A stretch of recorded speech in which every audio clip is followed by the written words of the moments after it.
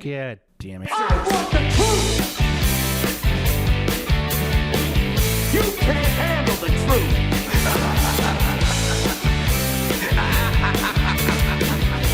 And the truth. You'll set you free.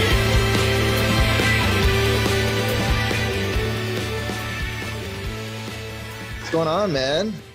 Oh, a lot of stuff, dude. Yeah, it's good. It's good to see you, man. You too. Yeah.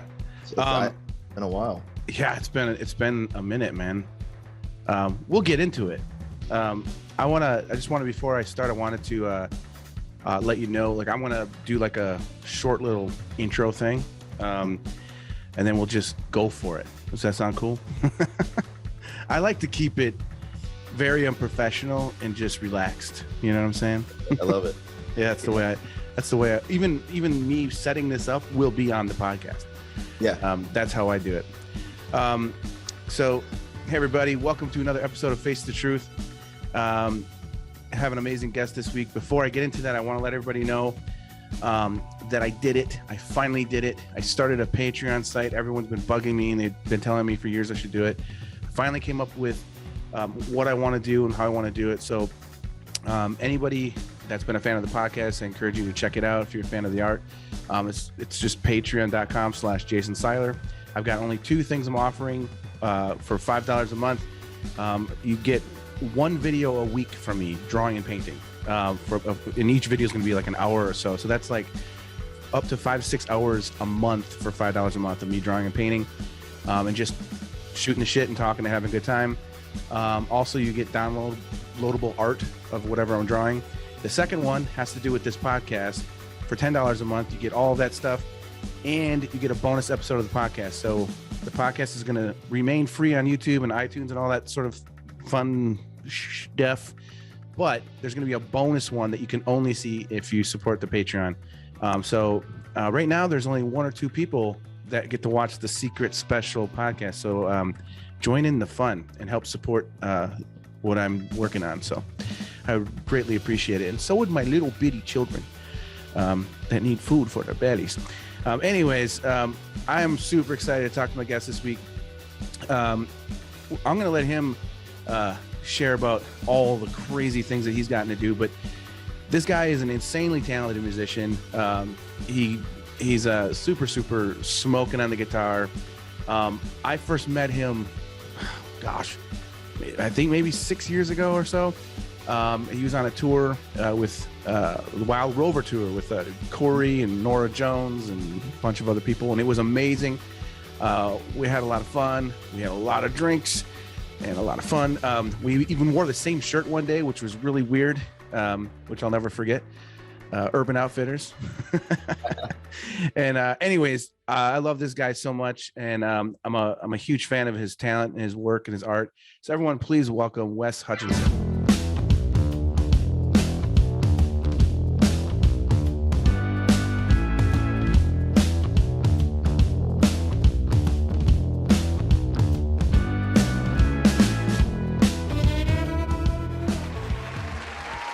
So, intro out of the way. Yeah, that was great. like you've done this before. Yeah, a couple times. But man, it really is awesome to see you again, man. It has been like, hasn't it been like 6 years or something like that? I think I was trying to think. I think the Rovers tour, I could be wrong because I'm just old now and my brain doesn't work as well. But I think that was like 2013, 2015. So it would have been like 8 years ago, 9 years ago. But it's somewhere in there. Yeah, it's crazy. That is crazy. We're heading to a decade from that tour, but what an amazing tour that was. Dude, that was amazing. Yeah, one of my favorite things about that was it was really cool, to meet Norah on that, because everyone's like, oh, everyone knows Norah Jones, whatever. And my wife was like super excited because Norah's father, involvement with the Beatles and George Harrison, and my wife's obsessed with George Harrison. So like my wife was like, oh my gosh, in the aura. But my favorite thing about that is you remember that show you guys did at the City Winery in Chicago, where nobody in the audience knew like that Norah Jones was up there. Right. Like that was my favorite thing about it is like she was just so like not like I'm just playing piano in this band and people came to see you guys and you guys were killing it. And my joy the whole time was like Norah Jones is up there. Nobody knows, you know, and it was awesome, man. But you guys like just every single song, just like rip it, man. And it's so much fun. Like, so anyways, I want to get into it, man. I want to get into like why, who, what, all of those things, man. Like where, where, when did you get into, I mean, I'm sure you've been playing music your whole life. But how did it lead to where and what you're doing now? Let's just start off with that, get that out of the way. There's a lot there, but there's a lot there. I mean, yeah, I grew up, my parents listened to music. It wasn't, my mom played piano just because she had learned it as a kid and that kind of thing. And would play hymns and carols at Christmas and that kind of thing. But it wasn't like, hey, there's a bunch of instruments laying around, you know? So I think a friend of mine came over in like middle school and I wasn't even really that into, I love music for sure, but I wasn't thinking I'm going to be a guitar player. And he left his guitar and I just picked it up and just one of those things, like probably like art for you, probably like drawing for you, creativity. It just made sense at that moment in time. Yeah. Like maybe it was a year before that or 5 years before that, I tried to play an instrument and it just wasn't clicking. So he left the guitar and that's where like, I just remember, he left a guitar and I picked it up and I just started playing. It made sense to me and I could pick things out by ear. So it was kind of like the beginning going into high school. I started like transitioning into, wanting to, I got obsessed with it. I would record music, Sunday nights. They played Let the Lead Out, which is Led Zeppelin 96 wave. And I would record it. This is back in the day, tape cassettes. I record it and I'd try to play along, that's how I'd try to pick it out by ear. And then the Seattle stuff came through. And then that was, Nirvana and Soundgarden and all those guys. And that kind of inspired me to continue playing. And then, this is all kind of the first stages of it all. But I just became obsessed with music. And it was weird. It's like that guitar moment when my friend left the guitar kind of triggered me becoming obsessed with it, where it's before I maybe wasn't as into it. I don't know what it was, but that kind of started the trajectory of wanting to be a musician. And then and then that's where it started. Then going to college, I ended up at Belmont University in Nashville, Tennessee, around and surrounded by like so many amazing musicians, and which is where I needed to be, which was where I knew I needed to be. And so I graduated from there, lived in Nashville for a year, had a couple local bands that did really well. And then the trajectory from there was the time my, I guess, manager girlfriend moved to New York. So I decided to follow in suit. And I was there for, 16 years doing many different things in New York, which we can get into. And then I'm now currently out in LA. So I've lived everywhere is what I'm saying. All the big cities, Charleston, Nashville, New York, LA. And it all started with a guy left a guitar in my room in 8th grade. That's awesome, man. That's funny, man. It's funny because I used to be in bands and did that whole thing. But the way I got started was my dad was trying to get me into music. I wanted to play drums, but they didn't want a drum set in the house. And I started to just tap on everything. And then my dad wanted me to play guitar and he tried to show me. And I was like, it just seemed too hard and scary. Right. But then they made me take piano lessons, which I hated. And I did that for 3 years and it was all playing by ear. Cause I couldn't figure out the reading the music thing. And then I ended up going to choir.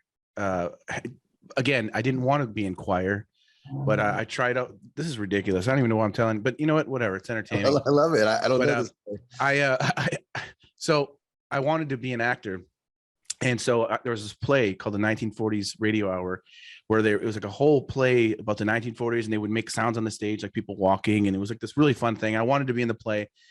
There wasn't any parts left for me, but my audition was so funny that my teacher made up a part for me. And basically I was on stage. I didn't have any lines. I just walked around. I did the Charlie Chaplin walk. I did all these stupid things. I'd fall downstairs Every night I'd fall down the stairs because I did it the first night and it killed, so I kept doing it. But he had to have a monologue and a song.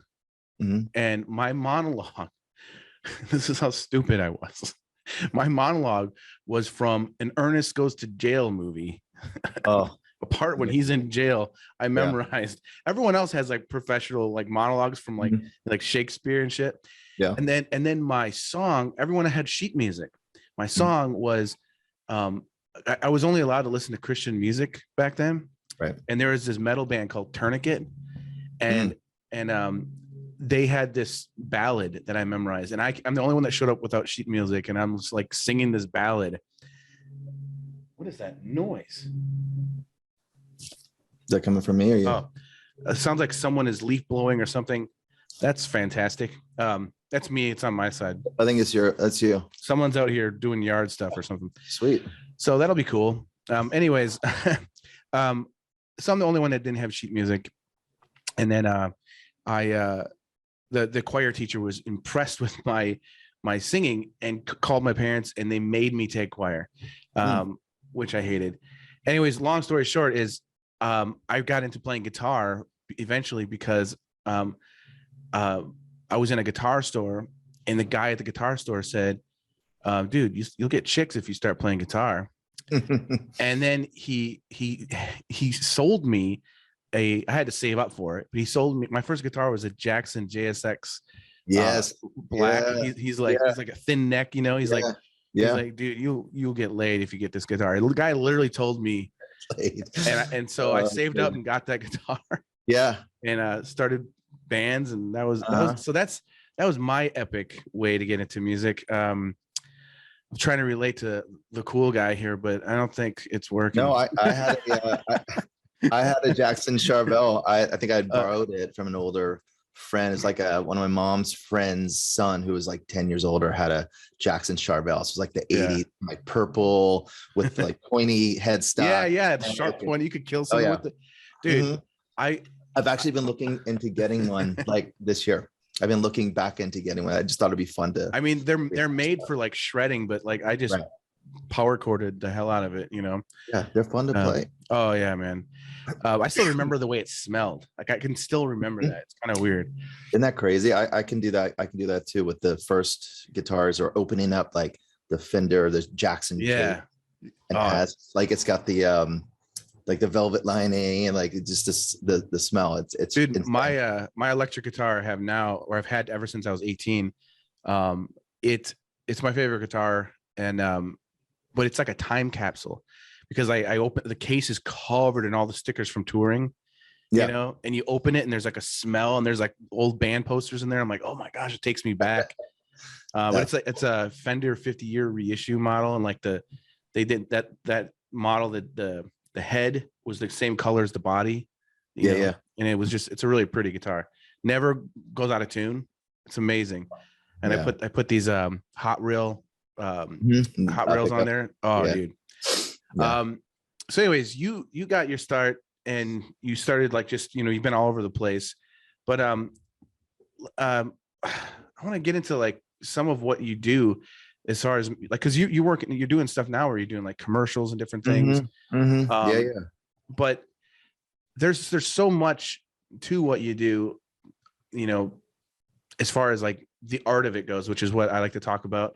I wonder if you could get into a little bit of some of the process of just even like some of the bands you've been in, or you know, because everyone's got their own, you know, perceptive, you know, their own take on what it is to write songs, to compose songs, you know, to performing live and all that kind of stuff. So I'm just interested to hear a little bit about your thoughts on just like, you know, maybe the beginning stages of something, or how that works. Yeah, well, I think where I'm at now, I'd say 25 years into a career, if you want to call it that, maybe less professionally, but I think where I got to now is and this is just the way it happened, you know, by pursuing, you know, your passion and your dreams and the cliche things, but pursuing music the way I did, I ended up with this arsenal in which now I can be very flexible in the kind of craft, you know, whether it's commercials, ad work, writing for film, television, just, back to writing, just art for what I feel, and maybe collaborating with other artists. But where I started was just as a solo artist. So I ended up, just me and a guitar basically for the first 10 years, just here's my songs. I cut my teeth in Nashville really when I was there. At the time I was able to work with or write with some amazing artists. The girlfriend at the time worked for Desmond Child. So I ended up writing with, who's, I don't know if you know who that is, but he wrote like Living on a Prayer, like all these 80s hits in 90s, but massive. But I spent a lot of time hanging out at that publishing house when I was probably 20, 21 years old. And I met all these, they would come to Nashville, is Music Row, and they would have writers just come in, hang out, right upstairs, get a coffee. They had this amazing coffee machine that everybody on Music Row stopped in for a coffee. So I ended up meeting all these local writers that were flying from New York, LA, and of course, charmed my way into writing with them. So I think my school and education on writing, because Nashville's such a writing town, right? Like that's just what they're known for. Amazing musicians, but you write for all the country artists or whoever. But I was able to get in with, like I said, like amazing world-class writers. And I think I kind of cut my teeth on like the process there and how they thought, and how I can make writing my own, from my point of view, from, how I was feeling. So the writing stuff started there in Nashville. I moved to New York. I was a singer-songwriter. I mean, for well through my 20s, toured, played colleges, played local. Rockwood Music Hall was my jam, and had a couple of bands that I was in at that time too. And anyway, that was kind of the me and a guitar phase and the craft of writing, right? Just a song, what you feel, co-writing with other people.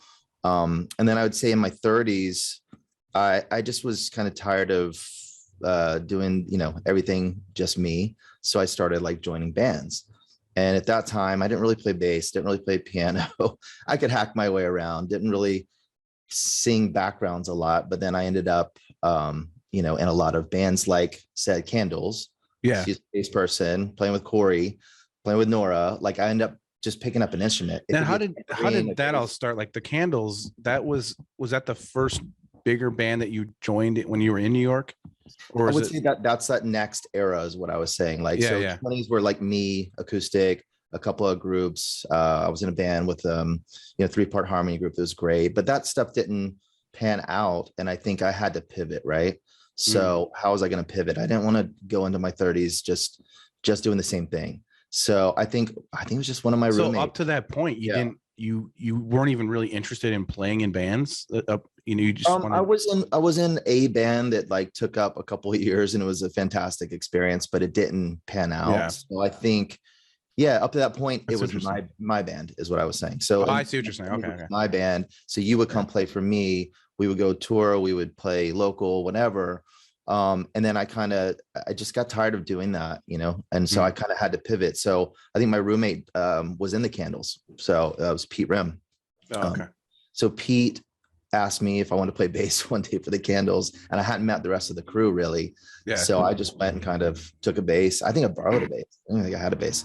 So this starts the hey, I can play in your band and I can also sing background vocals.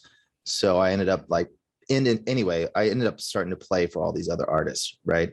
But I would ended up in Thailand for a month on with an artist on Rock Nation, Hugo, playing B3 and piano. Don't really know how to play B3, but I ended up playing it, and making my way through it. Play bass for the Candles on tours. Play guitar, electric, acoustic, background vocals for many artists, especially local artists in New York. So I think what I'm saying is I started developing these other skills, and started putting myself out there. Like, wasn't always the most comfortable. I could have just stuck to playing guitar, but I started playing all these other instruments with other people live, which is where it's at. Like if you can't pull it off live, then it's not going to be good. So I think I just upped my game. with playing for other people. So I went from the artist just for me to playing for other folks. And then that kind of led, I did that for a while, the Rovers tours, Norah, Candles, we did a bunch of shows and other bands. And I think I kind of burn out on that a little bit too. And then I started. You guys were touring like crazy. We did a lot of, we would do it would be like 4 weeks out kind of thing and back, but it was just a lot of me playing in other people's bands. Like at some point I was probably playing like 10, 15 different bands. Yeah. And it was great. It served its purpose, but I think again, you hit a moment where you don't want to do that anymore. So you have to pivot. And it was around that time I started to get like studio gear, like Pro Tools and some speakers. And I think I got hired to write an instrumental record. And I used that money to buy a computer and buy a microphone and buy some speakers. And I had the guitars. So I made an instrumental record, got paid for it. And that really started my studio process. And at the time I was living in a 3-bedroom apartment. One of the guys moved out. I took over his room and I made that into my home studio. And so at that time I started, so here you are, solo artist, playing for other people, developing other instrument skills into studio. And I'll kind of fast track this where I'm going, but all of that stuff, I started making records, I started, again, it could be instrumental music. I won a couple of ads. And then I think around 2015, 2016, my friend of mine worked at a music agency in the city called Man-Made Music. And they are now Made Music, but they were looking for a producer to hire. And it was like, they do like the jingle thing, or they did sonic branding, which is like the audio equivalent of, you see the golden arches, it's McDonald's. If you hear bum, bum, bum, bum, it's AT&T. Yeah. They did all that stuff. So it was very interesting. It was not right in my wheelhouse, but again, I'm constantly just trying to push myself into new territories. And so I signed on with them and worked there for 3+ years and really developed this production, this world-class studios, like beautiful, like PMC speakers and, the live room. And I was basically a producer that met with clients, HBO, Hulu, NPR, and produced these, monikers for them, or a mnemonic. And so that led into just a straight up three-year, long work week of just doing production. Yeah. And then when I moved to LA, I left Man-Made at the time, and I went back into just writing for myself and writing for ads and commercials because I'd made all these connections while working in the ad agency, So I think that might be me now with the blower. There's a blower. Thank you, people. Yeah, we're just trying to have a podcast here. I got somebody outside. Yeah, there's someone out here doing something. We recently moved from Chicago to the suburbs, and it's usually really quiet. So of course now it happens to be. I've never had this happen. Of course. It sounds really loud. No, it's not that. So I'll wrap this up though. Like what I was saying is I ended up working at Man-Made, got into production, left when I went to LA. Of course, I moved a few months before COVID, but in a strange way, that gave me the opportunity in COVID when everybody went on lockdown to just like dig in even deeper. So I just started taking all these jobs, saying yes to everything, which I never really I worked at this ad agency, but I never really wrote ad music. But I think I understood it after working at the agency, if that makes sense. Yeah. So this last 2 years in LA, I've been in lockdown, but I've really focused on that kind of work. And as of this week, I think collaboratively I've won 5 national ads. So it's been that's awesome. A pretty amazing run for me and my collaborators and the agencies that have hired me. And once you win an ad, one of the first producers I met here, we wrote the new Yoplait theme song, which is kind of fun and funny because I can't eat dairy. So that's hilarious. But we won that. And I think once you have a big win like that, then the agencies start asking you right on everything. So I've been right on that's that. Great, man. And I'm sure and that's where I'm at. The nature of advertisement, I'm sure that they pay very well, which is good. It is good. Yeah. When you win, it's good. When you don't, it's like demo fees. But even that's not the most horrible thing, because you just, it's a numbers game with ads for sure. But I say all this because it started with a guy leaving a guitar in my bedroom in 8th grade, and I picked it up and it made sense. And I fell in love with guitar and music, and writing was always my thing, even in high school. And then I went into solo career, went into playing for other bands, all sorts of instruments, into production, into producing albums for people, and writing ads and writing my own music again, So it's been that whole trajectory over 20 years, I guess, about 20 years, really, like, I built up the arsenal that I have, is what I was saying earlier, that I wouldn't be able to do what I do now production wise if I didn't do all of those things, through the last 2 decades. And that's one thing that I think is amazing about, being an artist, but also following what, like, for me, for example, I never knew what I wanted to do or where I was going to go with my art, but all I knew was that's all I want to do. I don't want to do anything but draw. I remember, like, just when I was growing up, my dad would, my dad's an artist as well, but he was a teacher. So he has a retirement plan and all that kind of stuff. Sure. I don't even know what that means. Yeah. And, he has those fancy things like a retirement plan. Yeah. Okay. Yeah. And he would be like, what do you want to do? What are you going to do? And I was like, I don't know. I just want to draw. I just want to draw. And, it terrified my dad. So he would try, architects, they do drawing. They make a lot of money. I'm like, I don't want to draw friggin' buildings. Like, I'm sitting here drawing Ninja Turtles, and you're talking to me about architecture. And then it would be like, I remember one time he got some fashion magazines, and he plopped some fashion He's like, there's a lot of money in fashion design. I'm like, right. You think that's their generation, man. That's that's the same way. You gotta like they came from we're probably similar age, and our parents are probably close. And it's like that generation's like, what's your stability? Yeah. It's funny. My dad was the same funny way. thing was, my dad is an artist as well, and for many years he was a starving artist. So I think he has that fear of, like, because he knew it's all I wanted to do, but he also was like, it's not easy to make a living at it. But I think you and I have a similarity in a way where it's just like, all I know is I want to do it, and I'm going to do it. And then what ends up happening, I think, is, your passion and your love for it, like, doors open, and you just got to know, you got to walk through those doors, and you got to take chances that, sometimes it seems like overwhelming, or it's too much, or it's scary, or like you were talking about with the piano thing, but you went for it. And I'm sure that led to the next thing, which led to the next thing. It did. I mean, I think sometimes you even take a chance and you walk through the door that doesn't seem to be in the direction you thought it would be, or say your trajectory straight, but it's not always linear. And I think that's what I've learned is, like, I walked through, like, to do the Sonic branding.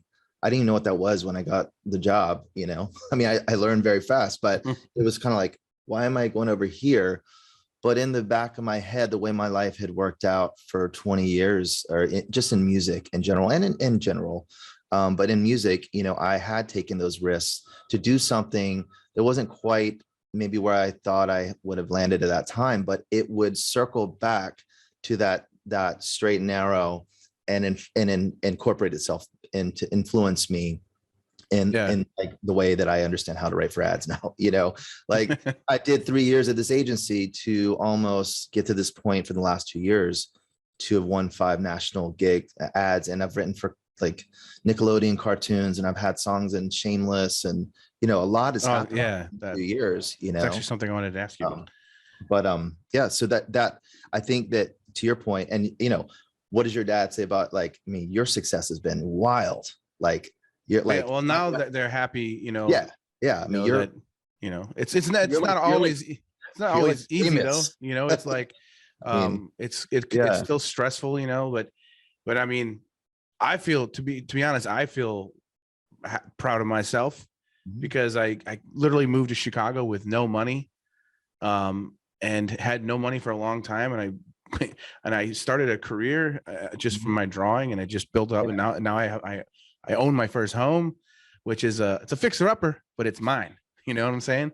And I have a backyard, and I feel like I did it. I got a yard, only took me 40 years, but but no, I exactly. I mean, I think that, you know, I feel like for me personally, that, you know, art is the language that I know, whether it's, you know, music, you know, or writing. I love to write as well, but like music was a huge passion of mine for many years. And I was going to tell you too, like, I know I know the feeling, because when I moved to Chicago, my goal at that time was to start a band and do something, but I ended up joining other bands that were already like they had several albums out already, and they were doing well, and I was like just excited to be in a band that people knew the words, you know, and like and it was amazing. But basically my, you know, I was like only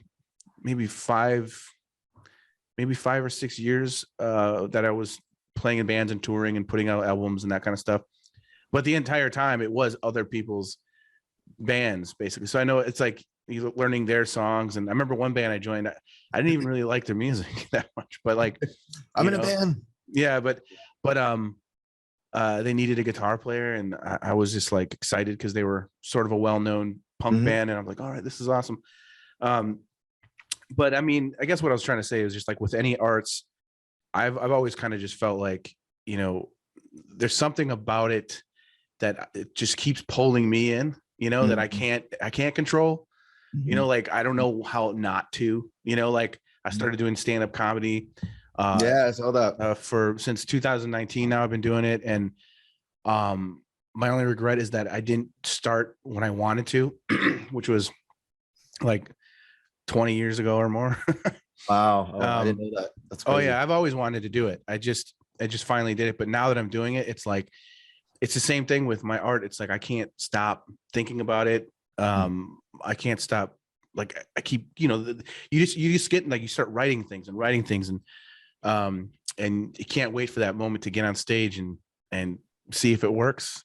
And even if it doesn't, it's still fun. And you're like, should have said that, you know, or, but see, you were taught that by playing, I think, music and putting it out there and seeing if it works. I think with your art, man, I think when I met you, you hadn't had the success with the art that you've done since. I mean, I think what I'm saying is you were successful, but like now it's like, I see you on Time magazine, and you know, like, it's crazy. No, I think the year, I mean, at that time I was doing, you know, I was working professionally as an illustrator, but I think right around that time is when I got my first time cover with the Pope, and that definitely changed things, you know, which was, you know, it helped put me in the category of artists and illustrators that I was trying to be in, you know, to take me more seriously.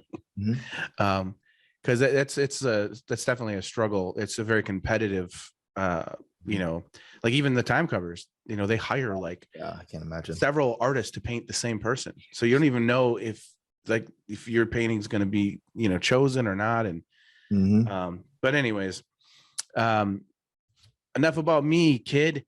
I'm just kidding. I mean, you know, we've been friends for a while, and, you know, and a lot of it being virtual, because I hadn't really seen you since that tour, but we've been in touch for sure.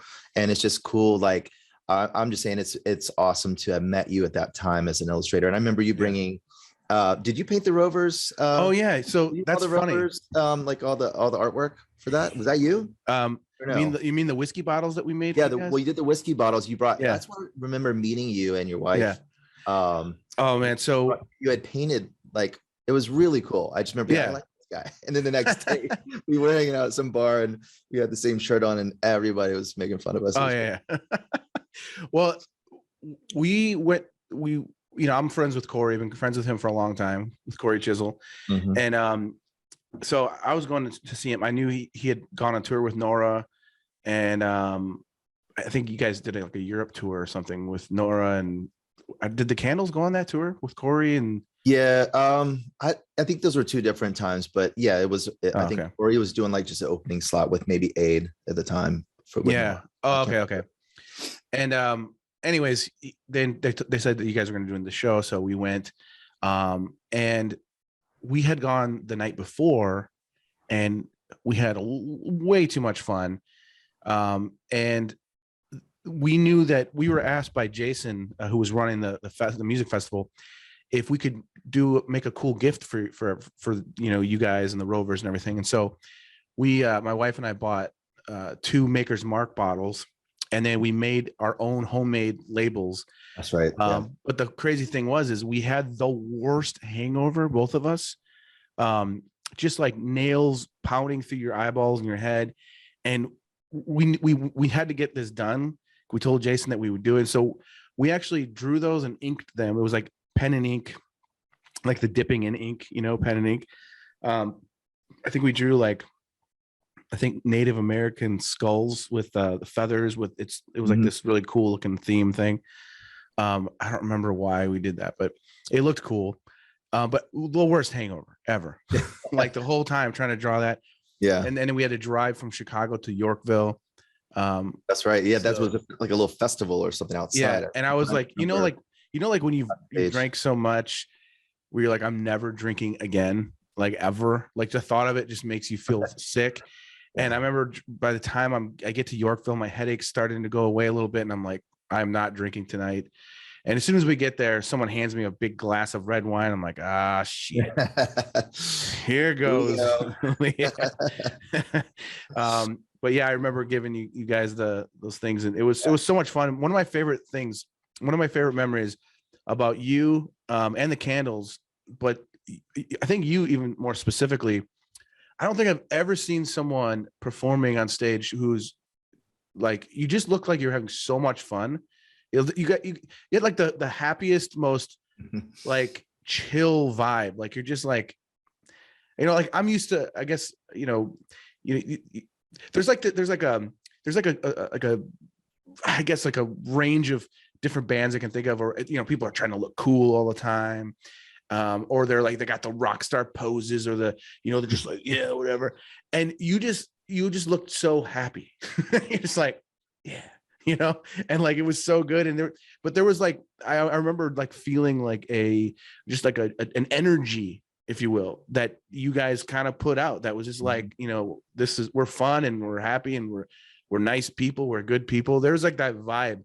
And I remember that weekend, it just felt like family. Like it felt like everyone felt connected. And it was, we were all on the same bus. It was like probably 12, 13 of us. And we were on that big red bus, and sleeping in the same galley and all that stuff. But I think it was exactly that, though. We were all like really good friends, best friends, and family. But I mean, even like as for me as an outsider, I felt like I had known you guys forever. Like it was weird. Like it was like a weird and then and I remember I was so sad when everyone had to go. But then like a couple weeks later, we saw you again in Appleton. I think it was at the Mile of Music thing. Mile of Music, yeah. And it was like a family reunion. It was like it was a strange thing, because it's like, man, like I feel like I've known this person forever. And then when we wore the exact same shirt, and it was hilarious. Meant to be. This friendship was meant to be. Yeah, that was hilarious, man. It was at some bar in Appleton too. It was a cool bar. It was like no windows, dark in the basement kind of thing. I don't know why I remember that, but yeah, we had just played a show, and I wonder if it's shows all day. It was such a good festival. Have you ever been there with the place called the Law Office? Maybe. They turned it into, so Boyd, he turned his father's actual law office building into it's like a VIP looking type music venue. That might be it. Yeah, it's really cool. And I'm doing a comedy show there January 15th. I talked to him, and I'm like, hey man, like, what do you think about doing, having comedy? And so I'm really excited because it's my first show I'm putting on. And I actually got a really good headliner, Chicago comic, who's hilarious. He's going to headline. And then I got me and 3 other artists or comics. We're all going to do 10 minutes each up front. And then the headliner's going to do like 30, 40 minutes. Nice. But it's awesome because it's a great venue. And they even have like an apartment upstairs for comics to hang out or stay the night if they want. That was it then. Because I think would this have been around then? Yeah. So I think we were upstairs. It was like cool, like it's like a house upstairs. Yeah. And then downstairs there's like a huge green room downstairs. Exactly. Yeah. Really nice. Yeah.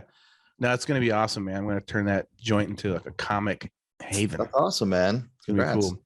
But yeah, that's where we met. I was trying to think about you have the specific names. I'm not that good with it, but back to your point, that tour was family, and it's amazing when it is family and friends, and you do play music together, and there's really like no like bad apple on that tour. You know, you can have one person in a band completely destroy the energy, and we didn't have that. And I think I was in the first two bands, and then eventually I just joined Cory's band. And I think that's probably what you saw. Oh, that's right. And yeah. back to like me just joining bands, and just Cory just be like, play bass on this one, or pick up a tambourine, sing backgrounds on this one. And I think that's and I don't know, because I was on the stage, but I imagine that's what you were feeling, that good energy. I mean, you know, Cory and Aid and, you know, the whole crew, like the Candles, just everybody's a good people, good peeps. So I think you feel that. Cory also has like this weird way of just getting anybody and everybody to love him. Mm-hmm. Yeah. Very good almost like in a satanic way though. Yeah. You know what I mean? Like not that he's a bad person, but I'm saying he's like, you know, like how my parents would always say that, you know, the devil doesn't come looking like the devil. It comes in the form of light. Yeah. Like Cory could be the Antichrist. Yeah. He can convince anyone to follow him, and he's got this charm on stage, and like a way of like I mean, Yorkville gave him the key to the city. That I don't know if it was that same year. The mayor came on stage and was like, "Here you go. Here's the key. Here's my wife. Fuck her." I don't know. Like, yeah, it's weird. Yeah, Cory has a magic and throw in his talent, man. He was just he was a great writer, great vocalist. Like I learned a lot from Cory those tours, and just hanging out with him. Like his charisma was second to none. I mean, just was so charismatic. Almost like you said, almost like you know, you could start like a church, a Cory Chisel church, and people would be like, "I'm in." I think he did. I think he started a cult. There you go. Yeah. There you go. Yeah. I haven't really kept in touch with Cory. We'll message occasionally, but I've stayed more in touch with you for sure since those times. But but those were good times, man. I think there was a perfect time in my career to have that camaraderie, to play bass. I was playing bass. I was playing lead guitar. I was playing acoustic on stuff. I was playing, back to like developing all these other instruments. But on that tour, I think I played everything in every band. Maybe I think I even played piano on some stuff, you know. Yeah, I remember you like moving around doing a bunch of different things. Those things where that was such a good period of my life. But I think around that time, I was kind of getting burnt out on playing other people's music, and not like it was bad or anything. I think what I was working a lot in the city, whether it was like playing in other bands or doing production at that time. I think I was shifting into that. And so like, unfortunately, when you're not in town, you don't get hired. And so, you know, the Candles would be like, we're going out to Europe for 3 weeks, or we're going out with Cory for 3 weeks or 4 weeks or whatever. You lose momentum in the other things, right? So if I'm working on, you know, ad work, or I wasn't even doing ad work then, but I was doing like sync and films, writing TV and film and stuff like that, and just doing my own stuff. And when you leave for 4 weeks, back then, you know, didn't really have a super mobile rig. So I don't know, I just felt like I was losing momentum and moving forward in maybe production. So after that tour, those tours and a few other things, I just kind of started to, I don't know, not that I was even on the road that much, but just not do as much road work, which I could have continued, you know. It's got to be hard to like balance. I mean, I wanted to be around more to work on the studio craft. And I think that ended up taking me into working for Man-Made Music at the time, and ads, and then where I'm at now, you know. So I think I've always had like a good gift in like periphery, like knowing when to get out at the right time, knowing when to, you know, knowing the situations to say yes to, especially as I've gotten older, knowing that like I said, you know, you work for an ad agency, you go this way and you're like, wait a minute, I was supposed to go this way, but it comes back, and here I am on my trajectory, my path now, and all that stuff, and all this Cory Chisel and Candles tours, and all the singer-songwriter and solo stuff I did in 20, it's all in line now. So it's strange, but it works, you know, for me. I got a question about the like the ad type work.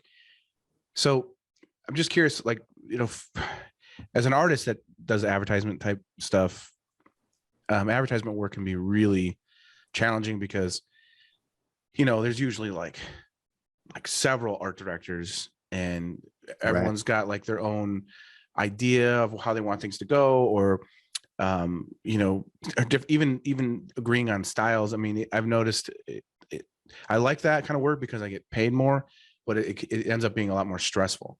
Mhm. And I usually end up getting way more time than I do for like a lot of my editorial work. I have 2 days sometimes to paint a cover or less. So for you with that kind of stuff, is it similar? Do you find that you get to be just as creative, or is it kind of like, they're looking for a specific thing, or is it more free? Like, hey, we want this kind of feeling, and you kind of just come up with whatever. And then also, how much time do you usually get? Because it seems it's got to be kind of, if they only give you a certain amount of time, like a short amount of time, you got to write like a catchy jingle or whatever it is. It seems overwhelming. Yeah. So, I mean, I think I would say like, and this probably goes for you too, like every job's different, right? So there's no like, it's always like this, right? But I'd say in general, the ad work, I kind of enjoy it because I don't do it full time, but I do it enough. But I enjoy it because I probably wake up to an email on Monday and they want something by Wednesday to maybe review internally, right? So you get 2 days, maybe not even.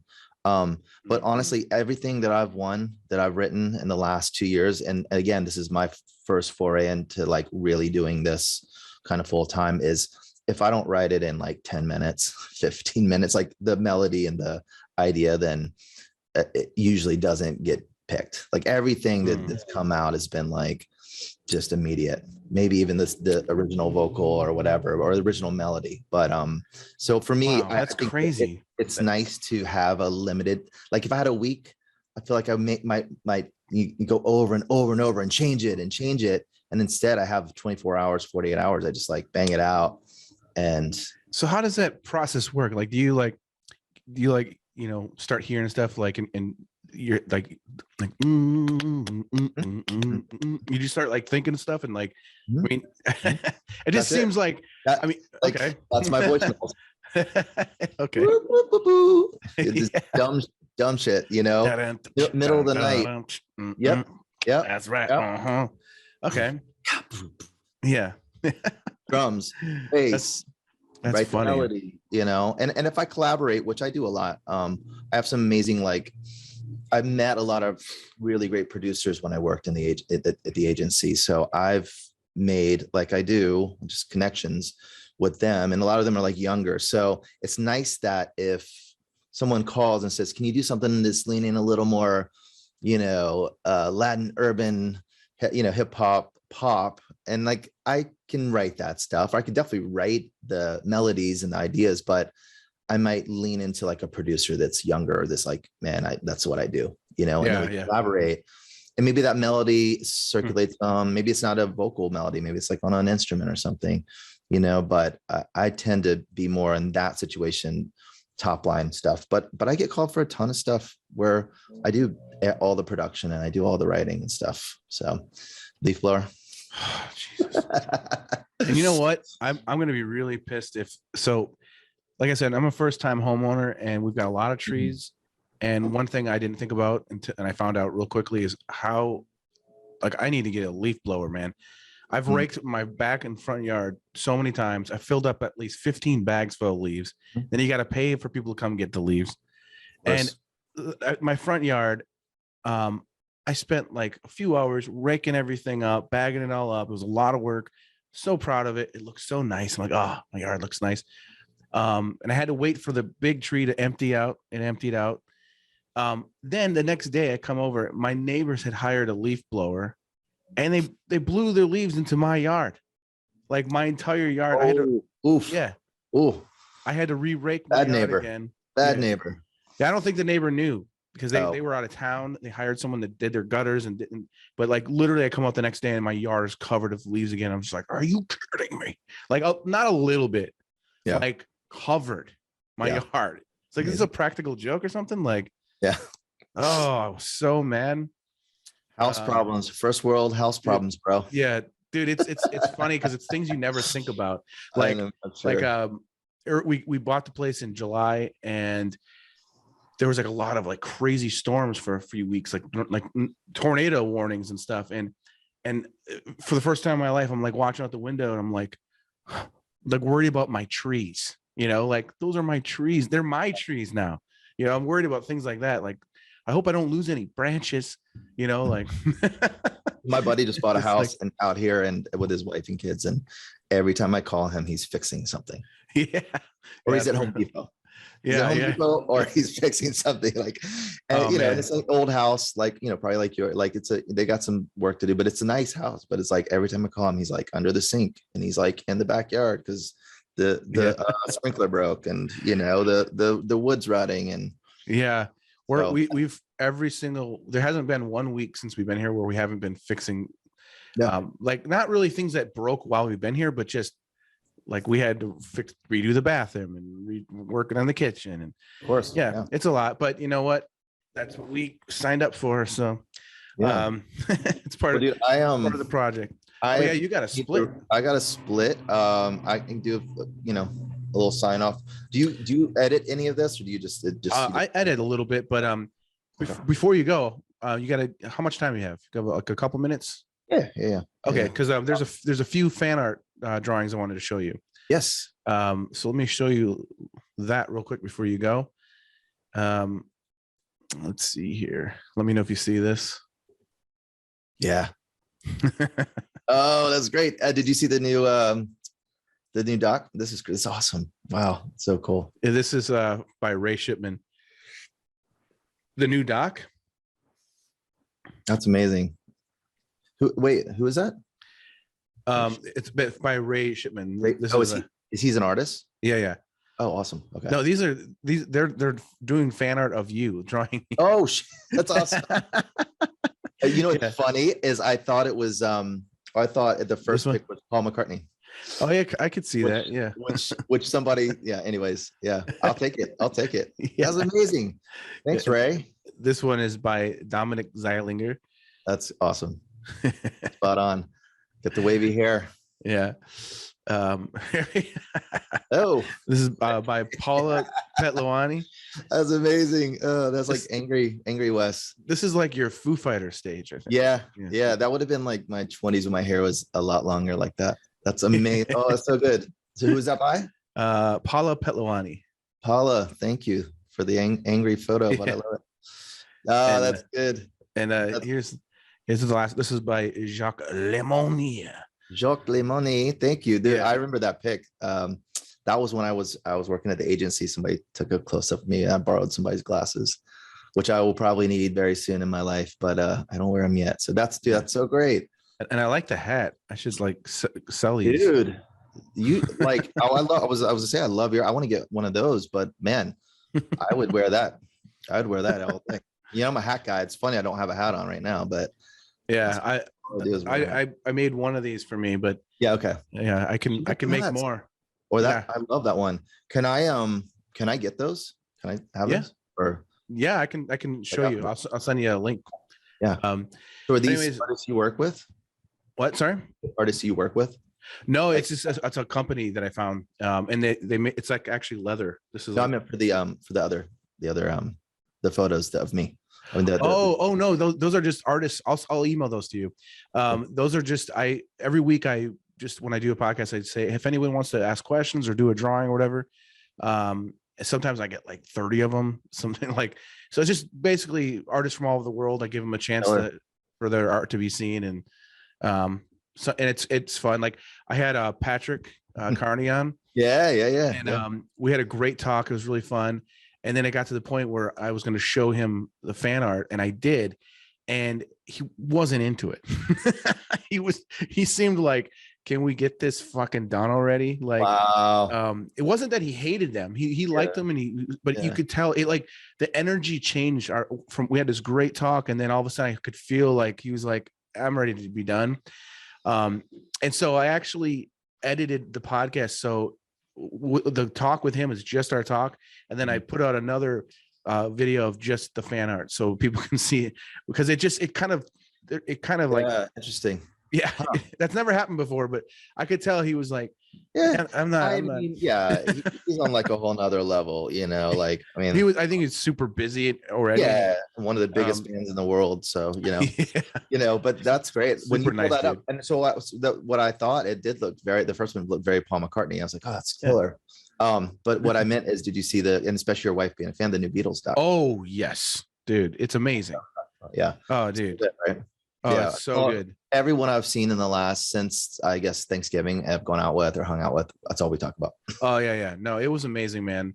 I've actually seen it a couple times. Yeah. Because I watched it, and then my father-in-law came over, and then he wanted, so I watched it again with him, and then I watched the second episode, and then he came over the next night, and I decided to watch the second one again. There's worse things to watch, man. Oh no, but probably find little. Oh yeah, that's what I was gonna say. Is I saw so many more things that were just. Yeah. Oh man, it was inspiring. I tell you what, if anyone's not seen it, you got to watch it's on the Disney Plus channel, I think. The Beatles documentary is amazing. Peter Jackson did it, but I don't know if you knew this. You probably do, since you do the tech stuff and everything. But I heard from Peter Jackson that the audio was so terrible that if you actually saw the real footage, it doesn't look very good. It's really grainy and crappy. They had to clean everything up. I didn't know that. You couldn't hear anything.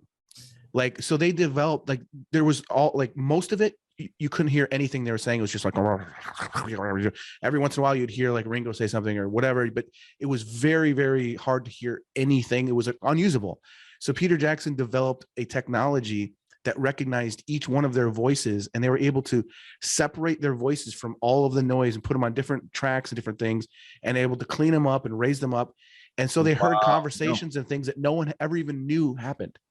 I didn't know that. Like, even the band was like, we don't know that. Like, yeah, like it's amazing. It's really, really amazing. Oh, that's awesome. But it doesn't surprise me that that's out there for sure. Oh, dude. And what I loved about it too is that it was such an awesome behind the scenes where you almost, by the time they get up on the roof and perform, you feel like you know them, like they're your friends or something. Like it really made them more personal and real. So when you see them on the roof, you're like happy for them. You feel like, oh man. There's a release up, when they do that part of it. It's so good. Go watch it, people. Everybody watch it. And you got to go. I really appreciate you taking the time to talk and hang out. We gotta catch up again much sooner than this. Yes. And before we go though, can you just let people know where they can find you and all that sort of good stuff? Yeah.